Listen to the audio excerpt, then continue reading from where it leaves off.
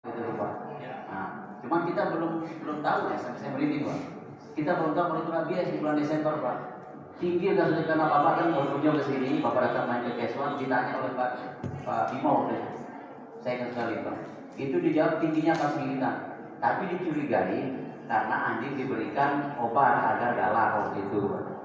Jadi kita terima kasih sekali Pak Dokter karena berkat Bapak dan teman-teman akhirnya kita bisa mengetahui bahwa itu adalah rabies.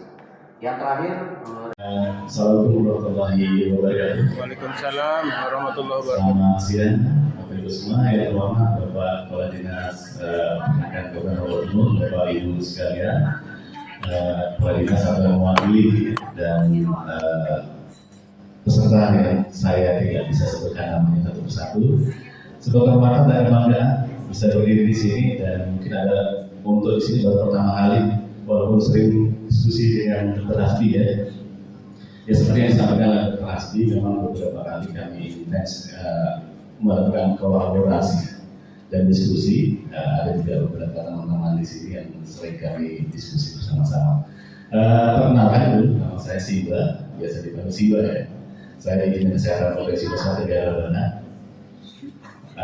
Sebagai etolog, kalau biasanya dikenal etolog itu di bidang pertanian, tapi di kesehatan juga ada etologi kesehatan karena memang ada beberapa serangga yang mengganggu kesehatan ya, salah satunya mungkin nyamuk, lalat dan sebagainya, bahkan termasuk di bidang zoonosis pun kami mengambil peran di situ.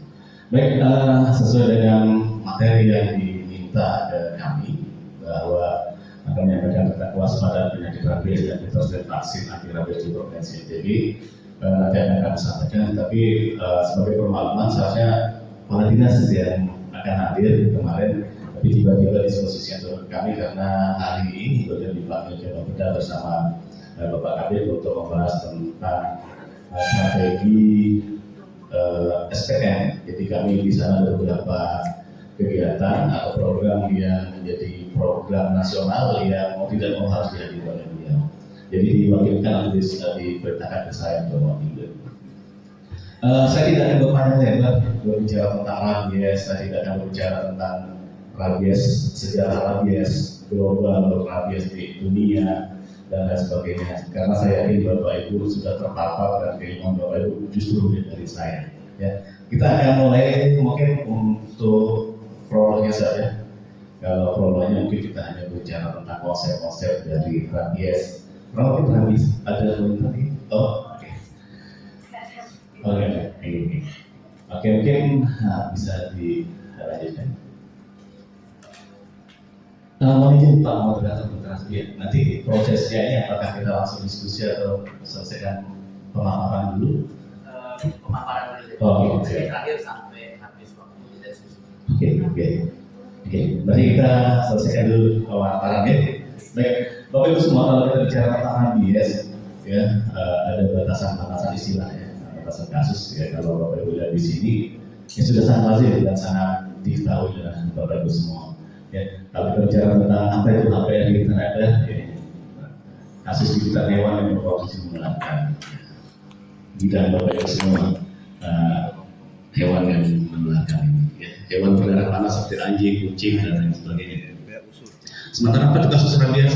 Ya tentu saja kasus yang digigit oleh hewan penular rabies, tetapi di dalam hewan penular rabies itu ada virus Lisa, atau sekarang sudah tidak dikenal istilah Lisa. Sekarang kita lebih sering atau lebih menggunakan virus rabies, karena rabies lebih dikenal daripada Lisa.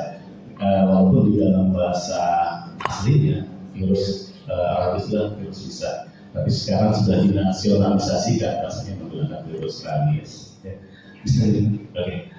Kalau bicara tentang rabies, ini konsep. Ya. Jadi Bapak Ibu sudah tahu semua. Ya. Mungkin kita lewat saja. Ya. Kalau kita bicara sebuah rabies di Indonesia yang menentukan suatu daerah tersebut KLB rabies atau tidak, peternakan yang punya kewenangan untuk menentukan itu.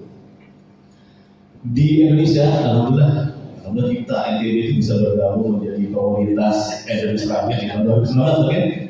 Jadi paling tidak ada perhatian pemerintah.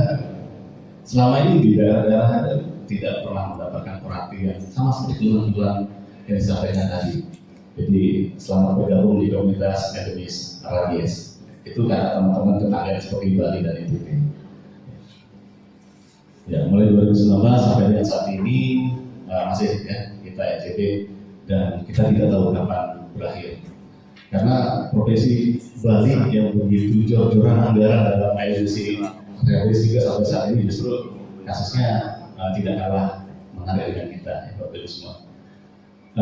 Ya tadi ada semangat kamar sebenarnya ini ada menjadi bagian dari kehidupan kita, tapi mau tidak mau sebenarnya nanti ada pertanyaan siapa yang paling bertanggung jawab terhadap rabies ini. Hewannya juga peternakan saya bukan misalnya. Tapi mungkin nanti kita diskusi bersama-sama Bapak Ibu semua ya. Nanti mungkin kita bisa berbagi tanggung jawab, berbagi beban atau hal-hal lainnya bisa bagaimana rabies di NTT bisa kita eliminasi. Mungkin bisa berikutnya. Baik, ini data dari Kementerian Kesehatan tahun 2024 sampai dengan bulan Mei 2024. Ya. Kalau kita lihat grafik ini, ya, ada 5 provinsi dengan kasus GHPR, kasus gigitan hewan nular rabies. Ya. Alhamdulillah jadi tidak masuk di situ. Ya. Yang tertinggi Bali, ya, sekitar 18.500 kasus gigitan. Diikuti oleh NTT, Sulawesi Selatan, Sumatera Utara, dan Sumatera Barat. Ya NTT alhamdulillah tidak masuk. Tetapi begitu di breakdown oleh kasus Lisa, kasus rabies, NTT masuk di situ. Ya. Di antara 6 provinsi yang ada kasus kematiannya, NTT itu ada di urutan 5 sama dengan Bali yaitu 3 kasus kita. Itu per bulan Mei 2024. Ya. Kalau kita lihat di bulan Juni ada penambahan kasus yang awalnya 3 menjadi 7. Mungkin boleh.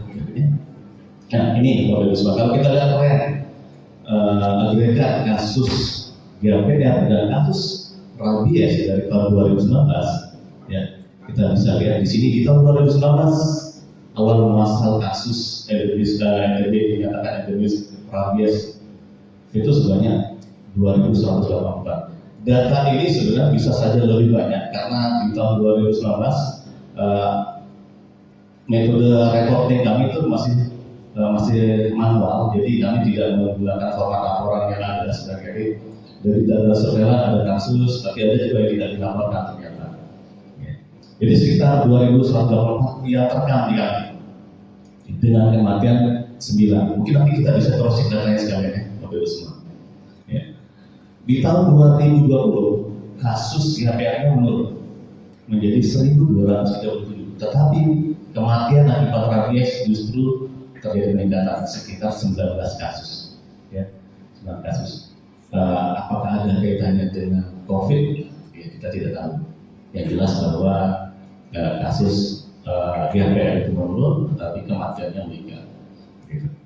Di tahun 2021 peningkatan kasus GHPR itu terjadi, ya, Bapak semua sekitar 1.864, tetapi alhamdulillah kasus Lisa, kasus rabies, kematian akibat rabies itu menurun jadi 10. Begitu juga di tahun 2022. Tetapi yang cukup mengkhawatirkan adalah di tahun ini, di tahun 2024 sampai dengan bulan Juni 2024 kita sudah 1.993 kasus sampai dengan bulan Juni, ya, dengan kematian 7 kasus. Ya. Bayangkan di bulan Mei saja diinformasikan atau kami rekam kasus kematiannya hanya 3. Begitu di bulan Juni itu menjadi 7. Dalam 1 bulan ada 4 kematian yang ditimbulkan. Ya, begitu. Ya ini tabel kasus GHPR dari tahun 2019 sampai dengan tahun 2023. Ya. Tadi ada pertama terang sudah menyampaikan informasi. Nanti bisa kita cross check ya, kita cross check data ini apakah kita lakukan validasi boleh tidak apa-apa.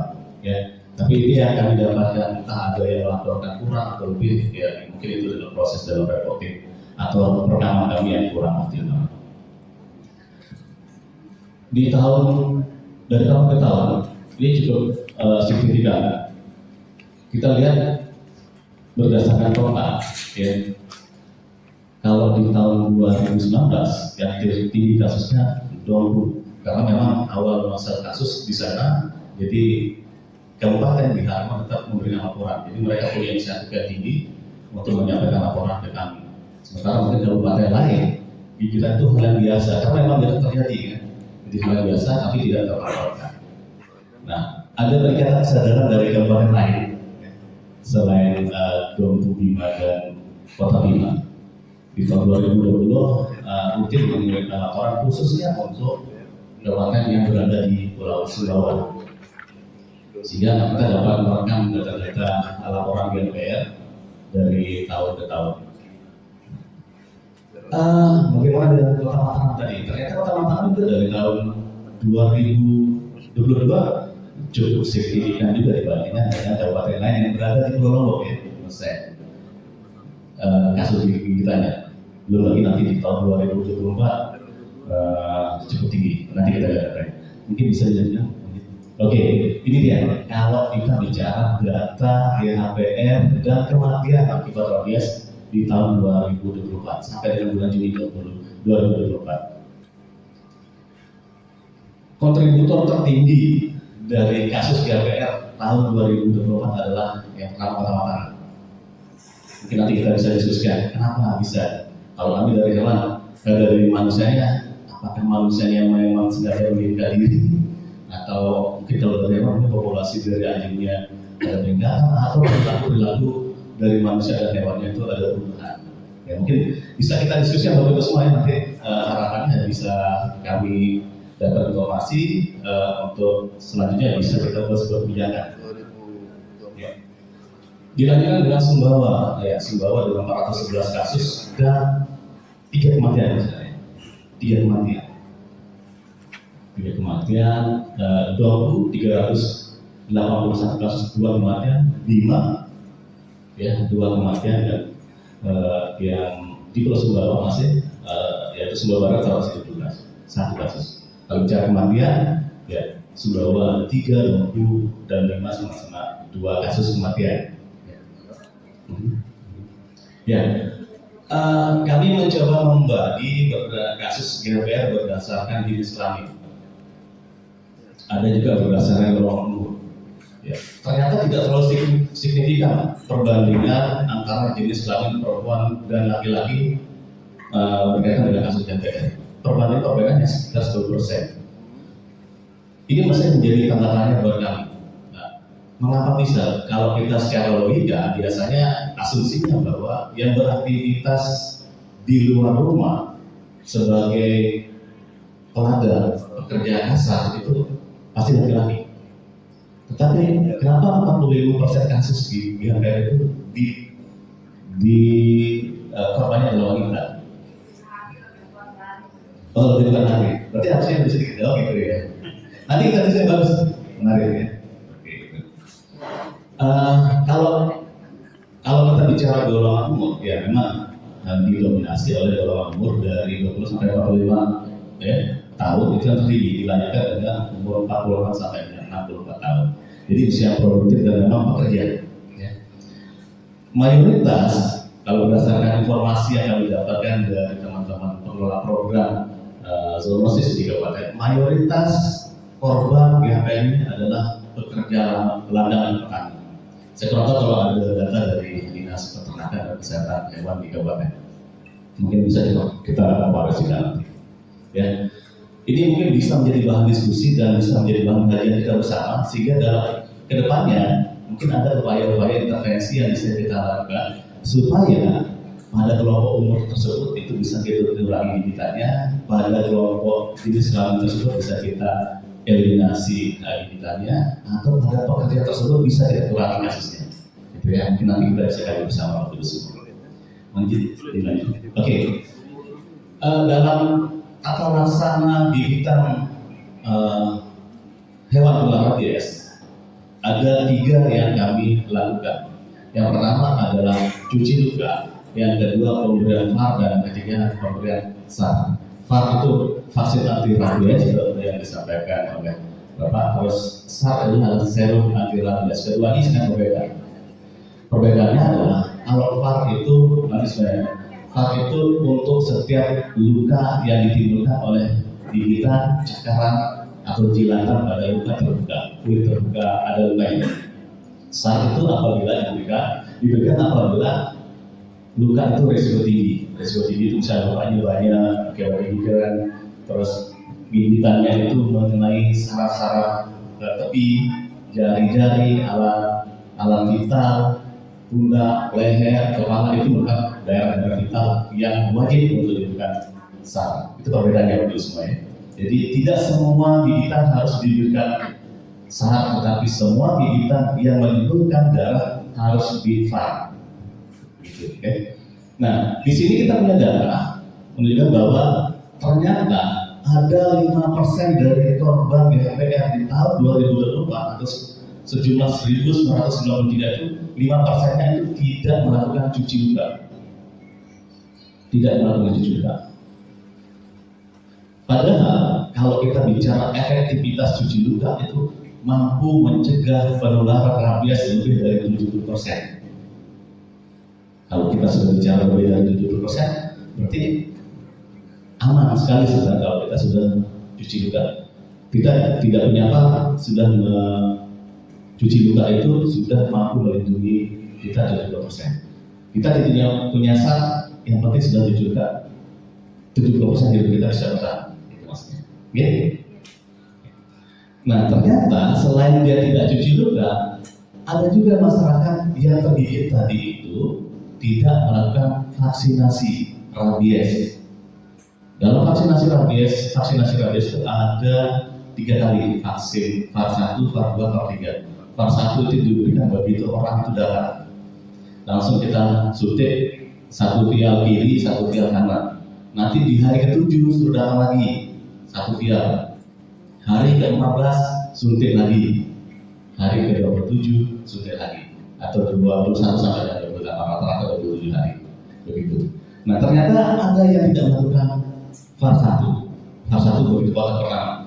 Ada beberapa faktor yang menyebabkan tidak terjadinya atau tidak diberikan yang VAR pertama ini. Pertama biasanya orang itu tidak datang.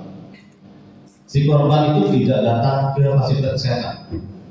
Dan saya yakin juga dia tidak akan melapor ke Bapak Ibu semua, teman-teman di puskesmas. Ya. Karena biasanya rumahnya jauh atau bertempat tinggal di ladang atau memang dia melakukan tata laksana sendiri, intervensi cuci luka, taburi tanah atau ada di sebelah ya dari sebelah Pak. Oh, ya. Biasanya kalau daun apa namanya? Stalu, ya daun stalu. Ya itu biasa dipakai kalau ada bekas gigitan luka ataupun luka disebabkan hal lainnya. Dia mengintervensi atau melakukan tata laksana sendiri. Ya itu. Mungkin nanti kita diskusikan lagi kira-kira bagaimana upaya kita supaya masyarakat itu bisa melakukan diintervensi oleh dinas atau petugas kesehatan. Nah di part kedua juga ternyata ada yang tidak melakukan part kedua. Alasannya pertama ya dia lupa bahwa dia kalau cukup sekali saja dikira hanya cukup sekali saja dilakukan penyuntikan vaksinasi. Ya. Yang kedua, ini yang kemarin yang kita alami bersama, VAR kami kosong, ya, VAR kami kosong, itu salah satunya. Sama halnya di tata laksana ketiga, itu kalau tata laksana VAR ketiga ini memang tidak dilakukan secara sengaja atau memang prosedural. Artinya gini, kalau prosedural itu pertama, kalau hewan itu diperiksa sampel otaknya, maka kalau dia negatif kita tidak akan melanjutkan program tahap ketiga. Atau kalau hewan itu diobservasi oleh Bapak Ibu semua dan masih hidup di hari ke-14, kami tidak akan melakukan program VAR. Gitu. Ya. Dan yang ketiga tadi alasannya sama dengan part 2, VAR kan kosong.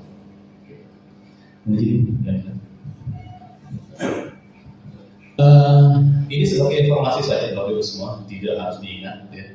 Karena saya yakin Bapak Ibu punya beban pekerjaan yang sangat luar biasa. Tapi sebagai informasi untuk kita semua.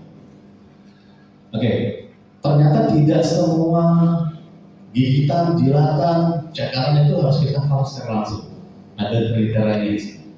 Ya. Bisa ditunda apabila, nah ini ranahnya Bapak Ibu semua yang sangat memahami kondisi ini. Ya. Hewan penerapannya tampak sehat dan berdominan. Ya kalau kelihatan dan sehat, dia hanya menggigit satu orang dan itu terprovokasi, kami tidak akan melakukan VAR langsung. Kita akan observasi. Tapi tetap kami akan mengacu pada kajian dari Bapak Ibu semua, ya, dari dokter hewan atau petugas kesehatan hewan di lapangan, ya. Karena pengetahuan kami terbatas tentang kondisi situasi dari HPR tersebut. Apalagi kalau sudah divaksinasi hewannya. Jadi kami merasa lebih tenang. Tetapi setenang-tenangnya kami, bisa kalau di lapangan, jangankan kita, masyarakat, kita selaku petugas kesehatan, kita sudah yakin bahwa itu diprovokasi, kita sudah yakin bahwa itu kondisinya sehat, dan kita yakin bahwa kondisi hewan itu pernah divaksinasi. Tapi kami khawatir juga, kami tetap melakukan pemberian vaksinasi, ya, daripada nanti risikonya muncul di belakangan, ya. Oke. Penyebab tertundanya HPR vaksinasi juga, selain tadi kondisi hewan sehat, ya itu tadi diobservasi. Kalau diobservasi secara bagus dan hidup sehat HPR-nya, jadi tidak perlu ada vaksinasi juga, atau tidak perlu kita lakukan vaksinasi, ya. Tetapi kalau ternyata HPR-nya itu tidak berpemilik, tidak pernah ada riwayat vaksin, dan diobservasi itu kondisinya mati, maka wajib kami lakukan vaksinasi. Selain vaksinasi, SOP pertama yang dilakukan pada HPR adalah cuci luka, wajib bagi semua. Okay? Tidak ada toleransi. Jadi kami biasanya menyampaikan atau melakukan tindakan cuci luka, walaupun pernah dilakukan pengakuan masyarakat itu saya cuci luka di rumah, tapi harus diulangi di Paskes, ya. Karena standar dalam cuci luka untuk tata laksana GHPR adalah cuci luka di air mengalir menggunakan sabun minimal 15 menit. Saya yakin masyarakat itu tidak akan pernah melakukan sampai dengan 15 menit. 15 menit, bayangkan berapa lagu yang bisa kita dengarkan, berapa ayat yang bisa kita lantunkan. Jadi kondisi sakit, was-was, disuruh 15 menit, ya. Jadi kami mengulangi itu di Paskes. Bisa dilihat? Oke. Ya. Kalau dalam istilah tata laksana ada namanya imun, ada non imun. Jadi imun itu yang kalau orang sudah pernah digigit HPR atau HPR, dia diberikan VAR sampai tuntas, itu namanya imun. Jadi dia sudah punya kekebalan di dalam tubuhnya. Atau seperti yang tadi disarankan, saran tadi bahwa petugas kesehatan hewan dan kesehatan manusia itu pada saat akan melakukan tata laksana atau berhadapan dengan hewan, dia akan di pre-exposure, profilaksis. Jadi sebelum bertindak atau ada kegiatan-kegiatan yang kaitannya dengan HPR akan divaksinasi. Nah, jadi berapa kali nanti ada dosisnya, ya, vaksinasi pada saat pre-exposure profilaksis dan pada saat vaksinasi memang menjadi korban HPR. Ya. Nah, kalau sudah dilakukan itu namanya imun. Jadi punya kekebalannya. Daya tahan imun tersebut bisa sampai dengan 3 bulan. Ya. Ada non imun. Non imun ini adalah tidak pernah diberikan apa-apa. Tiba-tiba digigit misalnya. Dia tidak pernah ada riwayat pernah divaksinasi anti rabies, tidak pernah ada riwayat digigit sebelumnya dan divaksinasi. Ya. Jadi pure belum pernah diintervensi atau ditata laksana oleh VAR, itu non imun, ya. Ada juga istilahnya VAR booster, sama seperti kalau Bapak Ibu pernah vaksin COVID, ya. Vaksin COVID ketiga itu booster. Begitu juga dengan rabies VAR. Jadi ada boosternya juga. Jadi diberikan total dari 3 kali vaksinasi pada saat terkena gigitan, nanti 3 bulan berikutnya ditambah lagi dengan booster, ya, boosternya tambah. Ya, dosis pemberian VAR yang lazim yang belum pernah apabila baru gigitan ini, Pak. Jadi pemberian VAR itu ada 2 metode, ada namanya intramuskular, ada namanya intradermal. Efektivitasnya sama, tidak ada bedanya. Yang membedakan itu hanya bagaimana efisiensi dari VAR tersebut. Intradermal itu 2011. pada hari ke-0 berkunjung itu diberikan 2 dosis, 2 vial kiri dan kanan. 0 itu hari ketiga, karena dulu 0, 3, 7, 14, 21 ya. Dulu 0 itu hari ketiga ada pemberiannya. Nanti di hari ke-14 ada ya. Tapi sekarang kebijakannya berbeda. Jadi hari pertama begitu seseorang korban HBS, korban gagal dan ke Askes, itu diberikan 2 dosis, 2 vial. Ada yang kandungannya 1 mili, ada yang kandungannya 0,5 mili. Ya. Nah, yang sekarang intramuskular kiri dan kanan. Nanti di hari ke-7 1 ampul, di hari ke-21 sampai atau 28 itu 1 ampul. Satu vial. Nah, intradermal itu berbeda. Makanya dosis pemberiannya berbeda. Intradermal itu untuk efisiensi. Tetapi manakala kasusnya hanya 1 dalam sehari itu tidak efisien karena sama saja membuang vaksin. Vaksin itu kalau sudah terbuka, vaksin VAR itu hanya bisa bertahan 6 jam. Ya. Nah, intradermal ini pemberiannya 0,01 cc. Kalau tadi di intramuskular pemberiannya 0,5. Ini 0,01 intradermal. Ya, jadi bisa dalam 1 vial itu bisa pemberiannya sampai dengan 8 orang. Ya, sampai dengan 8 orang. Sementara kalau intramuskular hanya 1 orang, 1 vial hanya untuk 1 orang. Nah, tadi menyambung pertanyaan, manakala ada yang ingin pre-exposure prophylaxis, pencegahan, itu kita akan menggunakan metode intradermal. Karena masalah lebih dari 5 orang, 10 orang, dan itu pernah kami lakukan. Di Sumbawa pernah kami lakukan, di Sumbawa pernah kami lakukan kegiatan MXGP, di MotoGP juga pernah kami lakukan. Di sini juga pernah, ada pasukan dulu yang akan terlibat ke MXGP, pernah kita lakukan. Dan ada komunitas yang pecinta hewan, dulu pada saat akan bergerak ke MotoGP, kita lakukan pre-exposure. Ya, itu untuk metode pemberian. Nanti ada 2, intradermal dan intramuskular. Efektivitasnya sama. Yang membedakan hanya bagaimana irit dan tidak irit. Ya, mungkin ya, kalau kita bicara dengan kategori pajanan, paparan, kontak ya, apapun istilahnya, sekitar itu maksudnya. Jadi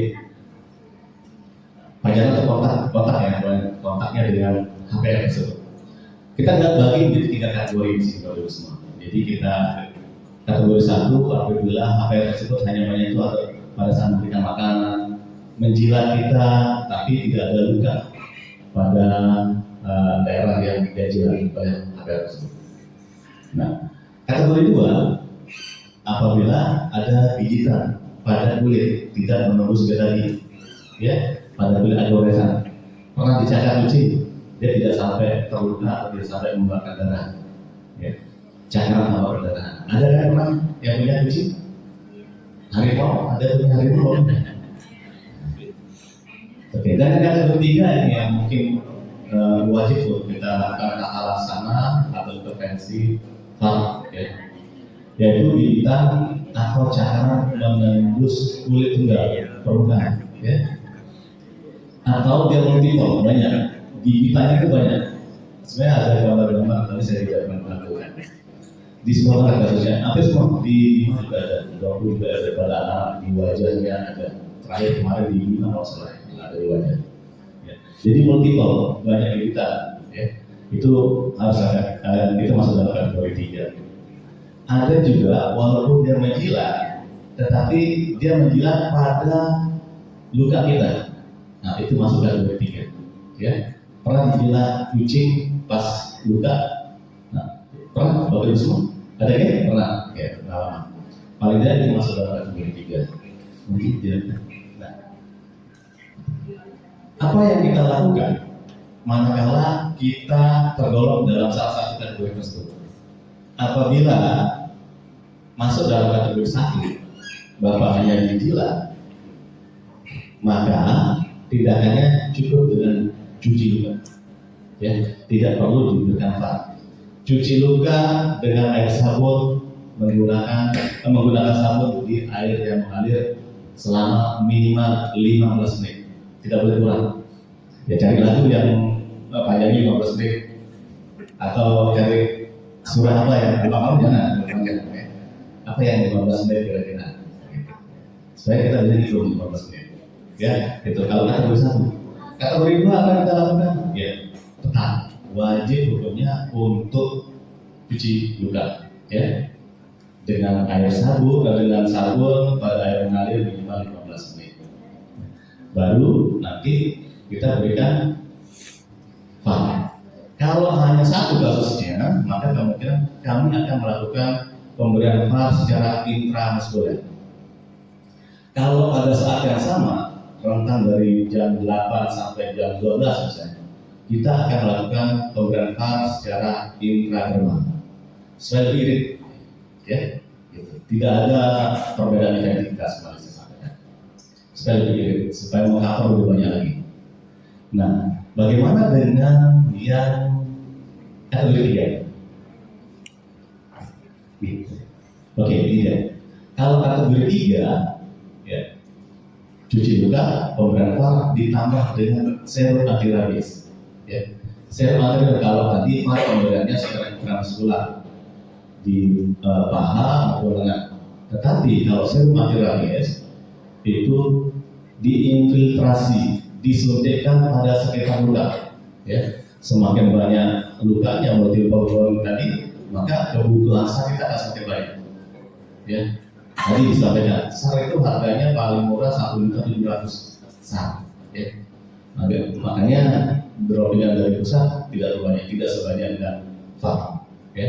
Jadi multiple itu diinfiltrasi di sekitar luka. Baru sisanya nanti di intramuskular. Kalau bicara tentang standar pemberian SAR, biasanya berdasarkan berat badan. Tetapi ya keterbatasan SAR kita juga sangat miris, juga luas luka yang menjadi perhatian. Okay? Ya, ini dia kondisi kami saat ini Bapak Ibu semua. Ya, kondisi VAR kami dan SAR. Jadi kami sempat kosong, ya. Di awal tahun 2024 di bulan Januari kita ada stok 1.100 dan SAR 81. Kasus gigitan kalau perhatikan tadi di bulan Januari tahun 2024 ada sekitar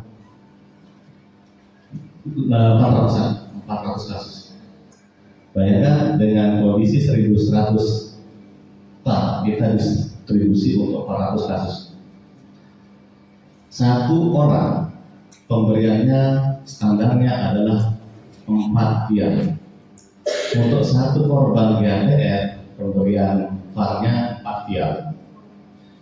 Sampai dengan saat ini kami belum mendapatkan laporan gigitan itu serta. Jadi mau tidak mau kami memberikan satu orang satu. Jadi kalau serta enak tadi, metodenya 0,01. Satu vial bisa diperuntukkan untuk sampai dengan 5 orang. Tapi karena gigitannya korban yang pertama, misalnya kalau dari Sumbawa itu ada di Kecamatan Moyhilir, ternyata korban berikutnya setelah 2 jam adanya di Luyu. Kalau di Lima juga begitu, korbannya di Tambora, satunya lagi di jam yang sama, adanya di Langgudu. Nggak bisa kita lakukan pemberian secara bersama karena jaraknya jauh. Ya. Jadi kami mengalami kekosongan VAR itu sekitar 2 bulan. Alhamdulillah droppingan besar itu pada bulan Maret dan akhir bulan Maret dan awal bulan April. Ada saat puncak-puncak kekosongan kami. Dan mohon maaf dan mohon dimaklumi Bapak Ibu semua, apabila pada saat tersebut kami tidak melakukan pemberian VAR. Dan waspada kita adalah korban-korban gigitan di bulan tersebut mudah-mudahan dilakukan tata laksana luka, cuci luka yang baik, yang benar. Ya. Harapan kita 25% atau orang-orang yang tidak diberikan VAR itu memang mudah-mudahan tidak terinfeksi oleh virus rabies. Ya. Jadi kewaspadaan kami saat ini adalah mengkonsultasi orang-orang yang tidak mendapatkan VAR karena kekosongan VAR pada saat tersebut. Tadi kalau kita bicara masa inkubasi rabies itu 2 minggu sampai dengan 2 tahun. Kita memonitor orang yang pernah tergigit GPR, tergigit anjing, kucing dan sebagainya yang menularkan rabies itu sampai 2 tahun. Kalau sudah lebih dari 2 tahun, baru kita nyatakan dia itu bisa selamat. Ya, walaupun secara umum masa inkubasinya rabies itu hanya 3 minggu sampai 8 minggu. Tetapi masa inkubasi secara global dari virus rabies itu adalah 2 minggu sampai dengan 2 tahun. Makanya mungkin kenapa menyatakan sebuah daerah menyatakan eliminasi rabies karena masa inkubasinya lama. Ya, Bapak Ibu semua. Jadi mohon bantuan nanti korban-korban yang berada di bulan Maret tersebut, Februari, Maret, April itu yang tidak mendapatkan vaksinasi, mohon bantuannya untuk dimonitor, bukan diobservasi. Kesannya yang kurang menarik kalau diobservasi, dipantau, ya, sampai dengan 2 tahun, ya. Itu. Nah, alhamdulillah di bulan Juli kita sudah dapat jaminan sekitar 5.200 sarkava dan sudah kami distribusikan ke semua kabupaten. Ya. Permintaan tertinggi saat ini Kota Mataram, ya tadi dilaporkan sampai dengan 441 kasus Kota Mataram. Ya, nanti mungkin kita mohon diskusi dan masukan ya Pak. Kira-kira apa penyebabnya Kota Mataram? Yang di Kota Mataram tersebut sebenarnya bukan daerah-daerah yang masuk dalam pulau endemis rabies. Ya. Mungkin perlu kita kaji lebih dalam lagi nanti. Ya. Jadi sampai dengan saat ini stok kami cukup memadai, tetapi mohon bantuannya Bapak Ibu semua. Ya. Setiap tahunnya Kementerian Kesehatan melakukan dropingan ke kami lebih dari 10.000 vial ke NKB. Terakhir tertinggi di tahun 2022 itu hampir 20.000 vial. Habis semua kami dropping ke khususnya Pulau Sumbawa. Ya. Masalahnya apa? GPR itu juga di kita itu tidak pernah selesai dengan pemberian distribusi VAR yang kami lakukan. Kami distribusi VAR habis. Ibaratnya seperti kami mengisi ember yang bocor. Ya tidak. Jadi kita kasih VAR itu habis. Sebentar habis. Nah, ini tentu menjadi peringatan buat kami, ya. Mengapa hal tersebut bisa terjadi? Apa yang kira-kira solusi apa yang bisa kita lakukan supaya distribusi VAR ke daerah itu tetap kami lakukan, tetapi GPR itu bisa kita tekan, ya, bagus semua. Mungkin ada selesai kayaknya. Mungkin itu saja yang saya sampaikan. Harapannya dari ini adalah tentu saja kita ingin kembali sejahtera, tentram, hidup bersama hewan yang biasa kita sayangi, anjing, kucing ataupun lainnya. Mungkin itu saja materi dari saya. Atas segala kekurangannya mohon maaf. Billahi taufiq wal hidayah. Wassalamualaikum warahmatullahi wabarakatuh. Selamat siang. Waalaikumsalam warahmatullahi wabarakatuh. Terima kasih Mas Ivan. Kita beri